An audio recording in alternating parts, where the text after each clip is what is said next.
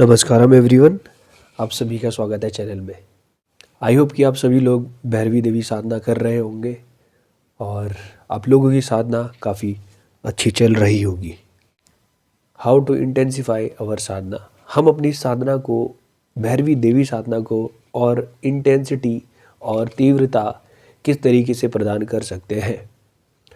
जिस समय पर मैं यह साधना कर रहा था, मैंने 2022 में पहली बार करी थी। तो उस समय पर मुझे ये चीज़ें, बहुत सारी चीज़ें मेरे मन में डाउट रहता था कि किस तरीके से साधना करी जानी चाहिए और क्या हम अपनी साधना को इंटेंसिफाई करने के लिए, देवी से कनेक्ट होने के लिए, देवी को एक्सपीरियंस करने के लिए हम क्या कर सकते हैं। तो अनेकों अनेकों चीज़ें वैसे तो मैं अपनी वीडियोस में लगातार बताता रहता हूँ, बट फिर भी कुछ चीज़ों का मुझे रियलाइजेशन या बोध हुआ कि मुझे इन चीज़ों को आप लोगों तक एक वीडियो के माध्यम से पहुंचाना चाहिए। तो वही मैं आज इस वीडियो में बताने वाला हूँ। तो देवी से किस तरीके से, देवी साधना को हम किस तरीके से हम अपनी देवी साधना को तीव्रता प्रदान करें या देवी से और अच्छे से कनेक्ट हो सके। तो दोस्तों, जो देवी साधना है वो हमारे अंदर भक्ति का भाव उत्पन्न करती है और यही भक्ति जो है वो हमें देवी से जुड़ने में मदद करती है। पर जिस तरीके के कल्चर में हम लोग आजकल बढ़े, जिस तरीके से हमारी स्कूलिंग हुई है, तो यहाँ पे हमारा जो इंटेलेक्ट है वो बहुत ज़्यादा एक्टिव है, वो हर चीज़ को क्वेश्चन करता है। और जब हम भक्ति की बात कर रहे हैं, शायद हम उस कल्चर में बढ़े ही नहीं। हमारे आसपास लोग हमें पूजा करने वाले तो दिखाई दिए, पर कोई सौभाग्यशाली व्यक्ति होगा जिसने सच में अपने आसपास एक भक्त को देखा हो, जिसके आसपास चीज़ें बड़े चमत्कारिक रूप से होती हो। अभी टीवी पर, यूट्यूब पर हम प्रेमानंद महाराज जी को देख रहे हैं। भक्ति किस प्रकार से करी जानी चाहिए या किस प्रकार से एक भक्त का जीवन रहता है, वो हम प्रेमानंद जी महाराज को देखकर पता लगा सकते हैं। अगर आपके आसपास ऐसे लोग रहे होंगे तो शायद आपको इस वीडियो की ज़रूरत भी नहीं है, बट मैंने अपनी जर्नी में कभी कि भगवान के प्रति या हमसे बड़ी जो इंटेलिजेंस है उसके प्रति किस प्रकार से हमारे अंदर से भाव आना चाहिए, उससे हम किस प्रकार से जुड़ सकते हैं, इस तरीके की चीज़ें हमने कभी सीखी नहीं। हम जा रहे हैं मंदिर, बट हमें कोई प्रोसेस नहीं पता, हमें ये नहीं पता कि समर्पण होता क्या है। तो जब मैं देवी साधना में आगे बढ़ने लगा तो धीरे धीरे देवी की ही वजह से, या देवी ने ही मुझे चीज़ें बताई या मुझे उन्हीं की वजह से एक्सपीरियंसेस होने लगे। तो अभी जब ये देवी साधना का समय चल रहा है, तो हालांकि मेरे लिए कोई स्पेसिफिक समय नहीं है कि हम केवल यही 20-21 दिन देवी साधना करेंगे या 36 दिन साधना करेंगे, ऐसा नहीं है। ये मेरे लिए तो डेली प्रोसेस है कि देवी के पास बैठना है, देवी स्तुति करनी है, या जो भी अपनी साधना है मैं सारी वही की वही बैठ के ही करता हूँ। लेकिन फिर भी इस समय पर ये मेरे अंदर भाव उठा था, तो मैं इस वीडियो के माध्यम से आप लोगों को बताना चाह रहा हूँ कि जब हम देवी की बात करते हैं तो देवी के साथ कनेक्ट होने के लिए भक्ति भाव चाहिए। तो अभी थोड़े समय पहले सदगुरु का एक वीडियो आया था और सदगुरु उस वीडियो में बता रहे थे कि जिस समय पर सदगुरु देवी भैरवी के मंदिर या देवी भैरवी की प्राण प्रतिष्ठा कर रहे थे, ये सब चीज़ें मेरी औकात या मेरी समझ से बहुत परे है। बट जो शब्द सदगुरु इस्तेमाल करते हैं वही शब्द मैं यहाँ पे आपको बता रहा हूँ, क्योंकि मुझे उसके अलावा और कुछ पता नहीं है। मेरे लिए देवी भैरवी और सदगुरु ये बहुत ही ऊंचे स्तर की चीज़ें हैं, मेरी औकात से बाहर है, तो उनके बारे में ज़्यादा चीज़ एक्सप्लेन भी नहीं कर सकता हूँ। तो सदगुरु कहते हैं कि जब वो देवी भैरवी की प्राण प्रतिष्ठा कर रहे थे, तो उस समय पर वो 8 या 9 महीने के अंतराल में एक भक्त के रूप में परिवर्तित हो चुके थे। मतलब उनके लिए देवी भैरवी ही सब कुछ थी। और सदगुरु कहते हैं कि उनके आसपास के लोगों को उन्हें देखकर यह भी लग सकता था कि अब सदगुरु देवी के डिवोटी बन चुके हैं और वो देवी के मंदिर में ही अपनी ज़िंदगी बिता देंगे, ज़िंदगी गुजार देंगे। जिस प्रकार से श्री कृष्ण के लिए मीराबाई या और भी लोग श्री कृष्ण के लिए पागल कहे या उनके भाव में ही लीन रहे, उसी प्रकार से ऐसा लगता था कि सदगुरु भी जो है वो देवी भैरवी के मंदिर में हमेशा रहेंगे। लेकिन फिर सदगुरु कहते हैं कि उसी प्रकार से हम देवी को यहाँ पर ला सकते थे। और जब तक वो किया जाना चाहिए था तब तक जब तक कॉन्सिक्रेशन चल रहा था उनको उस अवस्था में, उस मोड में रहना ज़रूरी था। अगर वो उस प्रकार से एक भक्त के रूप में वहाँ पर नहीं रहते तो फिर वो जो प्रोसेस है, जो भी वो कर रहे थे, वो सक्सेसफुल नहीं हो पाता और देवी भैरवी यहाँ पर हमारे लिए सद्गुरु ला नहीं पाते। वैसे तो सद्गुरु बहुत सारी बातें बोलते हैं कि देवी भैरवी जो है मेरी मेरी जो लेफ़्ट साइड है एनर्जी की, ईड़ा जो साइड है उसका ही एक्सटेंशन है। पर इन बातों में हम लोगों को ज़्यादा घुसने की ज़रूरत नहीं, वो तो सद्गुरु ही जाने कि सद्गुरु क्या कह रहे हैं। पर सद्गुरु ने जिस समय पर देवी के यहाँ पे प्राण प्रतिष्ठा करी, या दूसरे तरीके से जो मेरी समझ है कि देवी को जब यहाँ पे बुलाया गया तो उनको एक पर्टिकुलर तरीके से रहना पड़ा, एक भक्त के रूप में रहना पड़ा। और उसके बाद मंदिर की प्राण प्रतिष्ठा होने के बाद, और जब मैं कॉन्सिक्रेशन की वीडियोस भी देख रहा था तो सद्गुरु उसमें कहते हैं कि अब जब हम देवी को यहाँ पर ले आए हैं, देवी को हमने यहाँ पे बुला दिया है, तो उनकी टेक केयर करना हमारी जिम्मेदारी है। अगर आप उनकी टेक केयर अच्छे से नहीं करेंगे तो वो चली जाएंगी, बहुत सेंसिटिव है, वो चली जाएंगी। और जब वो जाएंगी, सद्गुरु कहते हैं कि जब वो जाएंगी उनके आसपास उस समय पर मैं तो नहीं रहूँगा, लेकिन उनके आसपास आप रहेंगे और उसका जो भी प्रभाव होगा वो सब आप लोगों को ही झेलना पड़ेगा। क्योंकि अगर वो जाएंगी तो वो गुस्से में जाएंगी, ऐसा सद्गुरु कहते हैं।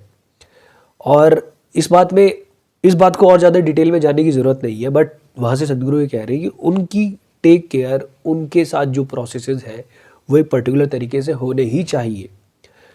अब अभी मैं ईशा योगा सेंटर गया था, हम लोग 18 से 23 तारीख तक वहाँ पर थे। मैं यहाँ से रिलेटेड अपना एक एक्सपीरियंस भी आपको बताऊँगा।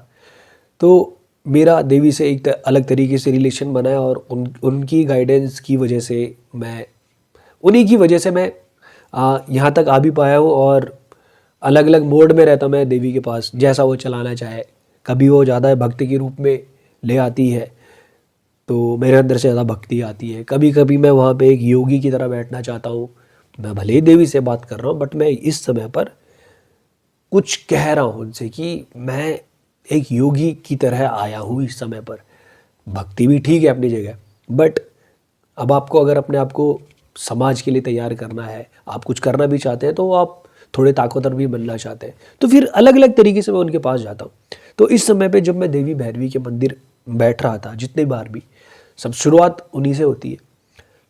मैं कमरे में रह के देवी स्तुति कर रहा था, फिर नहा धो मतलब फिर जाके फिर मैं देवी मंदिर में बैठता था। उसके बाद हम खाना खाते थे, फिर ध्यान लिंगम के मंदिर में बैठते थे। फिर इसी तरीके से शाम का जो देवी अभिषेकम होता है वो देखते हैं। पूरा वहाँ पे मतलब एक दिन में 2 या 3 घंटे हम देवी के मंदिर में ही बैठते थे। तो जब मैं देवी के मंदिर में बैठा था तो मैं बेसिकली उनसे क्या कर रहा हूँ कि मैं इस तरीके से हाथ खोल के और अर्ध सिद्धासन में बैठता था और देवी को ऐसे देखता रहता था। मैं उनसे कनेक्ट होना चाहता हूँ। मैं उनसे यही कह रहा हूँ कि मैं कनेक्ट होना चाहता हूँ, मुझे और कुछ नहीं चाहिए। Just I will look at Devi's. Devi को मैं देख रहा हूँ, देवी की जो फॉर्म है उनको देख रहा हूँ मैं। तो जब अभिषेकम होता था या देवी आरती परफॉर्म होती थी तो लोग क्या करते थे, जो भैराग्नी माँ भी है, अभिषेकम से पहले, जैसे अभिषेकम 7:40 पे शुरू होगा तो भैराग्नी माँ 7:30 पे आएगी अभिषेकम करने के लिए। अलग से भैराग्नी माँ आती है और वो जब वहाँ पे आएंगी तो 10 मिनट पहले देवी के पास बैठेंगी। और जितना मैं समझ पाया, वो देवी को आगे एक तरीके से ना या तो मना रही है, या मना इन द सेंस कि वो रूठी भी नहीं है, बस वो उनके पास आ रही है, अपना समर्पण भाव दिखा रही है। वहाँ पर आराम से बैठेंगी 10 मिनट तक। वो 7:40 पे अभिषेकम शुरू होगा, जितना मैंने देखा 7:40 पे अभिषेकम शुरू होता है, लेकिन भैराग्नी माँ पहले से आकर वहाँ पर अपना पूरा समर्पण भाव दिखा रही है। लेकिन मैंने उन 3 या 4 दिनों में मैं जस्ट देवी को देखे जा रहा हूँ। वो समर्पणम बोल रहे हैं। जब देवी अभिषेकम चलता है, देवी आरती चलती है, तो उसमें फिर वो समर्पणम बोलते हैं, लेकिन मैं तभी भी समर्पणम वगैरह कुछ नहीं बोल रहा, मैं जस्ट देवी को देख रहा हूँ। लेकिन 3-4 दिन के बाद मुझे ये रियलाइज़ हुआ, एहसास हुआ कि देवी से अगर आपको जुड़ना है या देवी से और ज़्यादा कनेक्शन आपको डीप करना है, तो वहाँ पर भक्ति भाव चाहिए। तो कभी कभी हम अपनी इग्नोरेंस में क्या करते हैं कि मैं तो उनसे जुड़ा हुआ हूँ, ठीक है, मान लेते हैं कि मैं उनसे जुड़ा हुआ हूँ, मेरे को पता है, तो मैं क्या कर रहा हूँ कि मैं जब देवी मंदिर जा रहा हूँ तो कभी कभी मैं देवी दंडम नहीं कर रहा हूँ, हमें लगता है। तो हम लोग क्या करते हैं, हमारी इग्नोरेंस ही कहेंगे इसको, कि आप जा रहे हो, आप बिना देवी दंडम किए देवी के पास बैठ जा रहे हो और फिर वापस जाते हुए देवी दंडम नहीं कर रहे हो। तो जो जब आपका माइंड एक्टिव होने लगता है ना, तो आप डिवोशन को छोड़ देते हो। तो कभी कभी भले ही आपके मन में भक्ति भाव उठ भी ना रहा हो, still you have to do Devi दंडम, पहले भी और बाद में भी। ये एक तरीके से आपका समर्पण है, समर्पण है उनके प्रति। जब सदगुरु देवी दंडम कर रहे हैं, आप देखना, जब इस समय पे भी लिंग भैरवी देवी की प्राण प्रतिष्ठा उन्होंने नेपाल में करी थी, वहां पर भी सदगुरु देवी दंडम कर रहे हैं और देवी आरती गा रहे हैं, ठीक है। तो और देवी को समर्पणम कर रहे हैं कि सविनयम, इस तरीके से। तो हम लोग कौन होते हैं कि हम देवी के सामने देवी दंडम ना करें या देवी को हम वो भक्ति भाव ना दिखाएं। हम लोग को सारा भक्ति भाव दिखाना है। आपका माइंड कुछ ही कहता रहे, जो प्रोसेस उन्होंने डिज़ाइन किया है आपको उसी तरीके से चलना है। अगर हम उस तरीके से नहीं चलेंगे, हम देवी से कनेक्ट नहीं हो पाएंगे। उस प्रकार से, जिस प्रकार से कनेक्ट होना चाहिए, हम कनेक्ट नहीं हो पाएंगे। आपको अपना सारा लॉजिक, सब कुछ एक तरफ रखना है। तो पूरी तरीके से जैसे हम एक छोटे बच्चे के साथ रहते हैं ना, सब कुछ लॉजिक, आपका माइंड कुछ काम काम का ही नहीं है, इसे कर दो साइड और उनके साथ जाकर आप बच्चे ही बन जाओ। बिल्कुल एक मतलब कुछ रहा ही नहीं, आपका कुछ रहा ही नहीं। स्टार्टिंग में ऐसा होगा कि आपका माइंड एक्टिव रहेगा, कोई बात नहीं, लेकिन आपको पता है नहीं कि क्या करना है। माइंड चाहे कुछ भी करता रहे, आपको क्लियर है कि मुझे क्या करना है। तो आप जब उनके पास जा रहे हैं, अपनी साधना कर रहे हैं, तो देवी के लिए आपके मन के अंदर जितना आप अपने जीवन में जिस व्यक्ति से सबसे ज़्यादा प्रेम करते हैं, उसके लिए जो आप कर सकते हो, आप देवी के लिए वो करना शुरू करें। पहले नंबर पे उन्हें रखें। जैसे आपके घर में सबसे प्यारी चीज़ या सबसे प्यारा कोई व्यक्ति है, उसकी आप टेक केयर करते हो, फिर आपका चाहे वो प्रेमी हो, चाहे आपका बच्चा हो, चाहे कोई भी हो, उससे कोई फर्क नहीं पड़ता। उनके लिए जो मैक्सिमम आपके मन के अंदर भाव है, जितना भी प्रेम भाव आज तक आपने फील किया है, स्वीटनेस ऑफ इमोशन जो आपने फील करी है, उसी लेवल की इमोशन के साथ आप देवी के पास जाना शुरू करें। मेरी लाइफ में जो स्वीटनेस ऑफ इमोशन होता है ना, वो पहली बार देवी की वजह से ही मुझे फील हो पाया। जब मैं उनके पास 2023 की बात है ये मैं उनके पास बैठ रहा था जनवरी में। तो मैं पागलों की तरह बैठ, मतलब पहले तो मैंने ये ठानी हुई थी चाहे कुछ भी हो जाए, I will always sit with Devi, always sit with Devi, रात को सोने से पहले भी और सोने से पहले का मेरा पूरा फिक्स था। लेकिन फिर जनवरी में ऐसा होने लगा कि जब मैं उस जगह पे जा रहा हूँ जहाँ पे देवी गुड़ी है, उसके पास में जा रहा हूँ, अलग सा एक प्यार भरा माहौल, स्वीटनेस ऑफ इमोशन, मुझे ऐसा लग रहा था मैं प्यार के घेरे में हूँ। तो ये उनकी वजह से मैं फील कर पाया। और हम कहते हैं ना कि मतलब ये बोला जाता है कि देवी के सामने सरेंडर चाहिए, सरेंडर करना है। मेरा सरेंडर वही था कि चाहे कुछ भी हो जाए, मैं यहाँ आऊँगा, सोने से पहले यहाँ बैठूँगा और 11 बजे यहाँ बैठूँगा, उसके बाद जितनी देर तक बैठा जाए उतनी देर बैठूँगा, फिर आके सो जाऊँगा। तो ये चीज़ मैंने मेंटेन करी और उसके बाद से देवी ने मुझे रास्ता दिखाना शुरू करा। और क्या ही बोलूँ मैं, खैर उन्हीं की वजह से मैं समयमा भी 2023 में कर पाया। मेरी औकात से परे थी वो चीज़। और इस बार भी 2024 में मैं आश्रम नहीं जा पाया था, 2025 में भी उन्हीं की वजह से मैं आश्रम जा पाया हूँ। और आगे भी जो भी होगा वो सब कुछ उन्हीं की वजह से ही हो रहा है। और अब आप ये मत कह रहे कि सदगुरु को भूल गए आप, सब सेम है, ठीक है। तो ज़्यादा यहाँ पे लॉजिक नहीं लगाना है। जब आप देवी की बात कर रहे हैं तो लॉजिक को रखना है बिल्कुल साइड। हमारे लॉजिक की कोई औकात नहीं है देवी के सामने। मैं आपको एक और थोड़ा सा एग्जांपल दूंगा कि हुआ क्या था कि आ, दो चीज़ें, मैं 2 इंसिडेंट आपके साथ शेयर करूंगा। जैसे सदगुरु कहते हैं कि अगर आप देवी की टेक केयर नहीं करोगे तो देवी विल लीव इन एंगर। ठीक है। तो क्या हुआ कि हमें आश्रम से ना प्रसाद मिला था, कोकोनट। तो जब वो कोकोनट हम तोड़ नहीं पाए, तो फ्लाइट में जब जाते हैं तो वो कोकोनट बाहर रखवा लेते हैं। तो जो कोकोनट था हमारे पास से बाहर रखवा लिया गया था। और फिर हमारी एक फ़्लाइट थी बेंगलोर से, हमें चेन्नई से हमें पकड़नी थी वो। कोयम्बटूर से पहले चेन्नई गए, फिर चेन्नई से दिल्ली के लिए हमने फ़्लाइट पकड़ी। तो जो चेन्नई वाली फ़्लाइट थी ना, वहाँ पर आधे घंटे 45 मिनट का जो, जिसे एक तरीके से मैं कहूँ, ऐसा हम नाचे हैं ना, ऐसा नाचे हैं कि वहाँ पे जो क्रू होता है, क्रू मतलब कोई जिस एयरलाइन में हमें जाना है, उस जिस फ्लाइट में जाना है उस एयरलाइन की कोई व्यक्ति मिल गया, वो कह रहे हैं कि अपना सामान, आपके पास सामान ज़्यादा है, लगेज काउंटर में जाओ। वहाँ लगेज वाले पे गया, लगेज वाला कह रहा है कि अब टाइम ओवर हो गया, आपका जो लगेज है वो जमा नहीं होगा। और ऑलरेडी हम उसी लगेज के साथ दूसरी पहली वाली फ़्लाइट में ट्रैवल करके आ चुके हैं, लेकिन यहाँ पर एयरपोर्ट में ये हो रहा है हमारे साथ। फिर ऐसे ही मैं पहला अपना सामान लगेज वालों के पास लेके जा रहा हूँ, तो एक कह रहा है कि अगले वाले पे जा, अगली वाली कह रही कि ये अब बंद हो चुका है, आपका सामान फ़्लाइट में नहीं जा सकता। अब मैं वहाँ से भी फ्रस्ट्रेट हो गया। उसके बाद क्योंकि हमारे पैसे के पैसे और साथ ही साथ पूरी फ़्लाइट मिस हो जाना है अपने आप में, मतलब किसी ना किसी ये परेशान करेगा ही करेगा, क्योंकि आप अकेले नहीं हो, आपके साथ आपकी फैमिली भी है। फिर उसके बाद मैं वहाँ से सामान उठा के इधर लेके आ रहा हूँ। फिर वहाँ पर वो लड़की मिल गई, कह रही कि ये सामान तो, इतना सामान तो जा ही नहीं पाएगा। इस तरीके से मैं लगभग आधे घंटा तो वहाँ परेशान हुआ। उसके बाद सामान हमारा, पहले जो वहाँ पे सिक्योरिटी चेक करते हैं, उन्होंने कहा कि इतना सामान ले जा सकते हो, कोई दिक्कत नहीं है। फिर मैं उस लड़की से लड़ के आगे अपना सामान लेके गया, और सामान हमारा हो रहा है चेक, जहाँ पे चेकिंग होती है।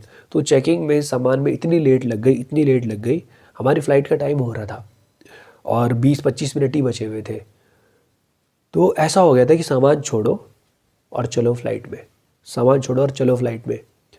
तो वहाँ पे मतलब कम से कम 45 मिनट तक इस लेवल की फ्रस्ट्रेशन रही जिसकी कोई हद ही नहीं, ठीक है। फिर ये चीज़, इसके बाद क्या हुआ कि जब हम उसके बाद फ़्लाइट में जब आपको जाना होता है, पहले बस फ़्लाइट तक लेके जाती है। तो जैसे हम बस में एंटर करें ना, वहाँ पर एक छोटी सी बच्ची, इतनी प्यारी बच्ची, हम सामान लेके उसके पास ही चढ़े, और फिर वो हमसे बात करने लगी। तो जितनी हमारी फ्रस्ट्रेशन थी, अब आप ये कहोगे मुझे कि आपने तो समयमा करा हुआ है, आपको फ्रस्ट्रेशन हो रही थी क्या? देखो, फ्रस्ट्रेशन उठेगी ही, अभी मैं उस लेवल तक नहीं पहुंचा हूं कि सारी मेरी जो फ्रस्ट्रेशन है वो ख़त्म हो गई, लेकिन ये फ्रस्ट्रेशन मुझे उठती हुई दिख रही थी, मैं कैसा एक्ट करूं इसके ऊपर, वो मेरे हाथ में ही था। लेकिन जब वो छोटी बच्ची वहाँ पर आई, तो उस छोटी बच्ची ने मालूम मतलब वो सब कुछ ले गई। मेरे साथ मेरे फैमिली मेम्बर्स भी थे, छोटी बहन और मम्मी थी। तो मानो कि वो सब कुछ ले गए, हमारा मूड जो होता है वो उसने कुछ ही समय में वो मूड पूरा फ्रेश कर दिया। तो यहाँ से मुझे एक बात याद आई सदगुरु की। सदगुरु कहते हैं कि अगर आप देवी को इग्नोर करोगे, आप ऑलरेडी कनेक्ट हो चुके हो, और अगर आप इग्नोर करोगे तो यू विल सी इफेक्ट्स। वो इफेक्ट मुझे वहाँ देखने को मिला कि, और मैं उस दिन रात को 23 तारीख की सुबह अगर हमें निकलना था, तो मैं शाम को देवी को बोल के आया था सुबह आऊँगा, और मैं सुबह नहीं गया वहाँ पे क्योंकि हम लेट हो गए थे। मैं देवी से मिल के भी नहीं आया, बाय भी नहीं बोल के आया, मतलब जैसे मैं हमेशा जाता हूँ वैसा नहीं करके आ पाया। तो वहाँ से ये हुआ मेरे साथ। तो मुझे लगा था कि क्या पता मेरे साथ नहीं होगा ऐसा, but it happened with me. तो यहाँ से मुझे पता चला कि आपको इग्नोर नहीं करना है किसी भी हालत में। Don't ignore. और अगर आपको प्रसाद मिला है तो टेक इट, प्रसाद खा लो, इग्नोर मत करना। ये चीज़ थोड़ी अपने अंदर आप बिठा लेना, ध्यान रख लेना कि अगर आप उनसे कनेक्ट हो रहे हैं या कनेक्ट होना चाहते हैं, you totally give your self. और एक और एग्जांपल है कि मेरे दोस्त से रिलेटेड है, उसको भी देवी की तरफ से कुछ इंडिकेशन मिला था, उसने वो इग्नोर करा। तो आज ही की बात है, उसे कुछ वो जो उसने चीज़ इग्नोर करी थी, और मैं ऑलरेडी उसे समझा चुका था कि अगर तुझे इस तरीके का इंस्ट्रक्शन मिला है तो देवी को इग्नोर मत कर, बट वो अपनी इंटेलिजेंस के अकॉर्डिंग कह रहा है कि जो देवी कह रही है वो मैं नहीं कर पाऊंगा। उसने वो चीज़ को इग्नोर कर दिया। आज उसको कुछ कुछ चीज़ें देखने को मिली। तो उसके बाद से वो मेरे पास आया कि बोला कि भाई कुछ गड़बड़ हो रही है, बता कि हुआ क्या है। फिर मैंने उसे याद दिलाया कि मैंने तुझे ये कल ही बताया था कि तुझे अगर कोई इंस्ट्रक्शन मिले तो उन इंस्ट्रक्शन को फॉलो कर। तो फिर अब उसको भी बात समझ आ गई है कि हाँ भाई, जो इंस्ट्रक्शन अगर आपको मिल रहे हैं तो आप उनको फॉलो करें, इग्नोर ना करें। इस चीज़ को अपने ध्यान रखना, आपको टोटल सरेंडर। और अब आप जब उनके पास जा रहे हैं तो आपसे बड़ी इंटेलिजेंस है, इस चीज़ को आप ध्यान रखना। देवी दंडम, मैं तो ये कहूँगा कि आप जब देवी स्तुति कर रहे हो, आपका माइंड माइंड माइंड बताओ क्या करेगा कि छोड़ना यार देवी दंडम से क्या हो रहा है। नहीं, जब सदगुरु देवी दंडम कर रहे हैं तो हम कौन है यार, सदगुरु उनके सामने सरेंडर कर रहे हैं तो हम कौन है। इसी तरीके से उनको लाया जा सकता है, इसी तरीके से रखा जा सकता है, आप उनको बुला सकते हैं, इसी तरीके से कनेक्ट हो सकते हैं। ये भाव जो है, ये जो भाव आपके अंदर आया है, यही वैक्यूम क्रिएट करेगा और वो आपकी तरफ आएंगी। ये आपको करने की कोशिश करनी है। जब आप खाना बना रहे हो तो आप सबसे पहली जो रोटी बना रहे हो या कुछ भी बना रहे हो, सबसे पहला वो उनके लिए ही बनना चाहिए। मतलब ये मैं ऐसा ही करता हूँ, मेरे लिए कुछ नहीं है। सबसे पहली जो मैं रोटी बनाऊंगा वो उन्हीं के लिए होगी। आप मीठा बनाना चाहते हैं, उनके लिए मीठा लेकर आना चाहते हैं, फूल चढ़ाना चाहते हैं, जिस भी तरीके से आप उनको सजाना चाहते हैं सजाओ। मान लो कि आपका लव अफेयर चल रहा है, इस तरीके से उनके साथ रहो। पूरा मतलब पूरा जितना आप अपने आप को समर्पित कर सकते हो हर तरीके से। अब आप ये मत समझना कि मैं समर्पण करूँगा लेकिन मुझे क्या वहाँ से वो ब्लिसफुलनेस, वो चीज़ फील होगी या नहीं होगी। आप जस्ट अपने आप को प्रोसेस में इन्वॉल्व करो, बाकी जो करना होगा वो अपने आप करती है। जो चीज़ें मैं आज आपके सामने यहाँ पर बता रहा हूँ ना, ये बात बताने वाला कोई भी नहीं था, कोई भी नहीं था कि ऐसे ऐसे चीज़ें होती भी है। और मैंने कभी सोचा भी नहीं था कि इस तरीके की चीज़ मैं एक्सपीरियंस करूँगा या इस तरीके की चीज़ कोई एग्जिस्ट भी करती है। जिस जिस चीज़ को, जैसे आपने टीवी में देखा होगा ना कि भक्तों को किस प्रकार से एक्सपीरियंसेस होते हैं, ऐसे बहुत सारे एक्सपीरियंसेस हो चुके हैं। अब मैं बोलना नहीं चाहता उनके बारे में, लेकिन ऐसी बहुत सारी चीज़ें हैं जो मेरे को एक्सपीरियंस हो गई है उनकी वजह से। स्वीटनेस ऑफ इमोशन की जो हम बात करते हैं कि खाना बनाते, मतलब अगर मैं उनके पास खाना चढ़ाने गया, भोग लगाने के लिए गया, तो मैंने आधे घंटे 45 मिनट तक खाना ही नहीं खाया। मतलब मन ही नहीं कर रहा है खाना खाने का, मैं गाए जा रहा हूँ, बस गाए जा रहा हूँ, भैरवी देवी के लिए कुछ ना कुछ गाए जा रहा हूँ। तो ऐसा एक बार नहीं, अनेकों अनेकों बार मेरे साथ हुआ है। तो बस मैं आपको ये कह रहा हूँ कि उनके सामने जब भी आप जाएं तो अपना इंटेलेक्ट जस्ट कीप असाइड। और जब हम भैरवी साधना की बात कर रहे हैं तो आपको, जब हम भैरवी देवी स्तुति बोलते हैं, इस चीज़ को ना आप अब अगर इस चीज़ को आप, हो सकता है कि आप अपने लेवल पे भी इस चीज़ को एक्सपीरियंस करो, लेकिन हो सकता है कि आप ये 1 या 2 साल के बाद एक्सपीरियंस करो। तो इतना टाइम लेने से बढ़िया है कि जो मैं शायद आपको बताना चाह रहा हूँ, आप इस चीज़ को पकड़ने की कोशिश करें कि जब आप भैरवी देवी स्तुति कर रहे हैं तो जो शब्द आप अपने मुंह से छोड़ रहे हैं, जय भैरवी देवी, इस एक एक शब्द जो आपके मुंह से निकल रहा है, इस पूरे शब्द के साथ रहे। और जब ये शब्द आप बोल रहे हैं तो आप ये कोशिश करना कि आपके शरीर के अंदर टेंशन क्रिएट ना हो, एक खिंचाव ना रहे। मतलब जब हम गुस्सा करते हैं तो गुस्से में हमारे अंदर टेंशन रहती है ना, ऐसे नहीं आना चाहिए, उग्रता नहीं होनी चाहिए। जब आप जय भैरवी देवी, आप देखना कि जब आप भैरवी देवी बोल रहे हो तो क्या आपके अंदर टेंशन क्रिएट हो रही है, मतलब आपके अंदर कुछ गुस्सा तो नहीं भरा हुआ है, वो गुस्सा बीच में तो नहीं आ रहा है इस चीज़ के। ये चीज़ आप ध्यान देने की कोशिश करना। और जब आप देवी स्तुति करेंगे, दूसरे तरीके से जब आप देवी स्तुति करेंगे उसमें पूरा इन्वॉल्व होके देवी स्तुति को कीजिएगा।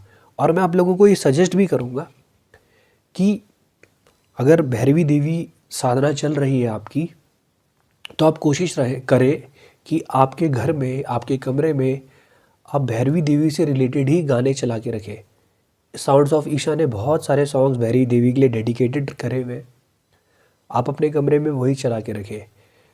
आप हाँ, लम वम चैंट भी चला के रख सकते हो, लिंग भैरवी देवी स्तुति भी चला के रख सकते हो। वैसे हमें देवी स्तुति देवी साधना में लिंग भैरवी देवी स्तुति ही हम लोग चैंट भी करते हैं। तो आप कोशिश करना कि आप इस चैंट को जितना अपने अंदर बिठा सके, जितना इस अच्छे से इस चैंट को रिसीव कर सके, सदगुरु की आवाज़ में चैंट आपके अंदर अगर बैठ गई, अच्छे से बैठ गई, तो चीज़ें बहुत मैजिकल तरीके से काम करने वाली है। जब हमारा इनिशिएशन भी होता है तो हम सदगुरु की आवाज़ के साथ चैंट करते हैं, वो आवाज़ हम अपने अंदर बिठा रहे हैं। तो आप कोशिश करना कि आप जब देवी स्तुति चैंट करो, उससे पहले जैसे मान लो कि आपको कल सुबह उठ के देवी स्तुति चैंट करनी है, तो या तो ईयरफोन लगा के रात को बैठो और केवल ध्यान दो कि सदगुरु किस तरीके से वो चैंट कर रहे हैं, उसको रिसीव करने की कोशिश करो।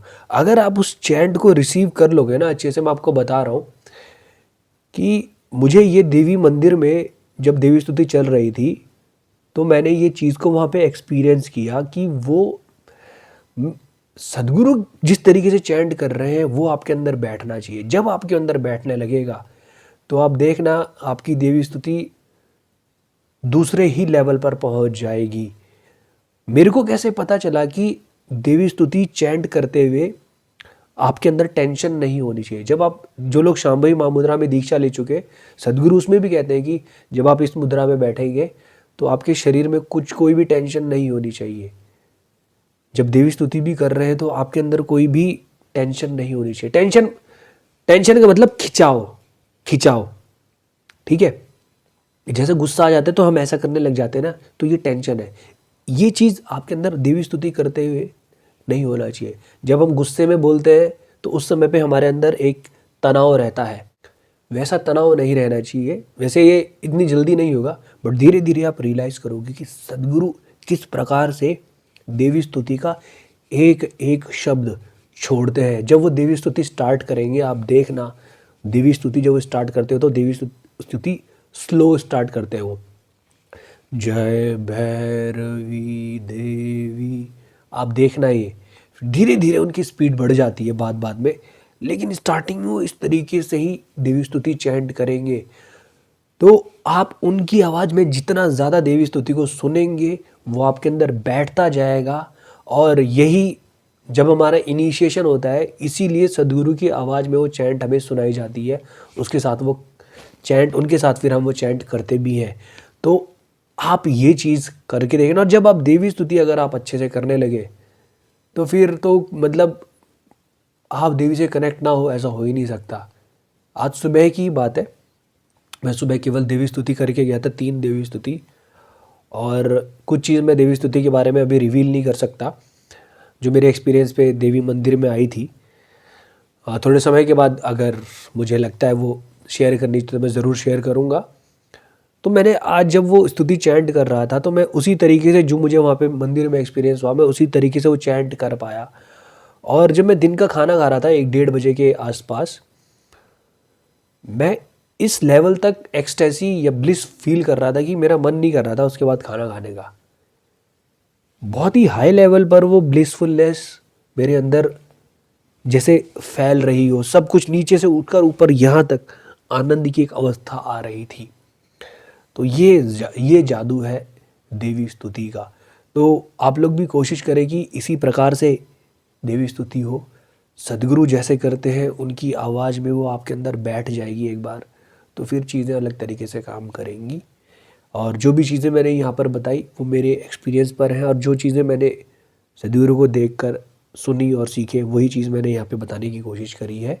और ये कोई ऑफिशियल नहीं है ईशा की तरफ से या लिंग भैरवी देवी ट्रस्ट की तरफ से, श्री योगिनी ट्रस्ट की तरफ से नहीं है, मेरे एक्सपीरियंस पे था। और अगर आपको किसी और टॉपिक के ऊपर वीडियो चाहिए तो प्लीज़ मुझे कमेंट सेक्शन में कमेंट करके बताइएगा। शिवांगा साधना के ऊपर मैं वीडियो बना चुका हूँ ऑलरेडी, पर मैं वो एडिट करके नहीं डाल पाया हूँ, तो मुझे लगता है वो डाल देनी चाहिए, तो मैं ज़रूर एडिट करके अब अपलोड कर दूँगा। मिलेंगे आपसे अगली वीडियो में, तब तक के लिए नमस्कारम, धन्यवाद।